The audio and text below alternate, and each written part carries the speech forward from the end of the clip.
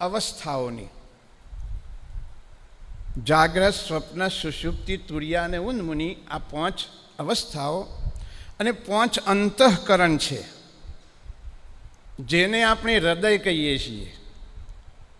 મન, બુદ્ધિ, અહંકાર, ચિત્ત અને નચિત્ત, આ 5 અંતઃકરણ. આપણા શરીરમાં મન શું કાર્ય કરે? સંકલ્પ કરે. બુદ્ધિ શું કાર્ય કરે? એનો ઘાટ ગળે. મનને જે સંકલ્પ કર્યો હોય એ બુદ્ધિ એનો ઘાટ ગળે. અહંકાર એનો તોલ કરે. ચિત્ત એનું ચિતવન કરે. અને કાર્ય પૂરું થઈ જાય એટલે નચિત થઈ જાય. હવે આટલું કીધું છતાં પણ તમે મને સમજી શકશો નહીં. વચમાં એક શબ્દ આવ્યો, અહંકાર એનું તોલ કરે. હવે તોલ કરે એટલે ત્યાં આગળ તાજો લઈને બેસતું છે? મેં અંદર આવું જ લખેલું છે, અહંકાર એનું તોલ કરે. હવે હું તમને આખું થિયરી બનવાની છણાવટ કરી આપું, સાંભળી લેજો.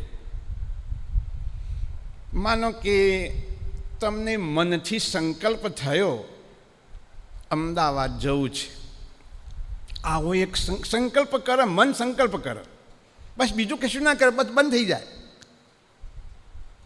આવતીકાલે અમદાવાદ જવું છે, આવો એક સંકલ્પ થયો. કને કર્યો? મનને.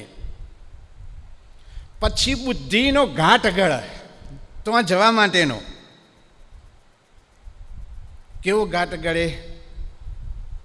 એસટીમાં જઈશું, ટેક્સીમાં જઈશું, કોઈ કાર ભાડે રાખીશું, એકલા જઈશું, 2 જણા જઈશું. આ ઘાટ ગળાય છે. જુઓ, આ ઘાટ ગળાય છે.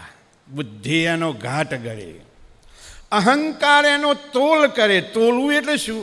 તોલે એટલે શું થાય? ઘડીકમાં તાજું આમ નમે ને ઘડીકમાં તાજું આમ નમે. એટલે પેલું અહંકાર હોય તોલ કરે. શનું? પેલા જે બુદ્ધિને ઘાટ ગળ્યો એનું તોલ કરે. ટેક્સીમાં જઈશું તો આમ થશે, એસટીમાં જઈશું તો આમ થશે, એકલા જઈશું તો આમ થશે, 2 જણા જઈશું તો આમ થશે. આ તોલ થવા માંડ્યો. શમાં જવું એ પસંદ નક્કી થાય, તોલ કરી રહેશે.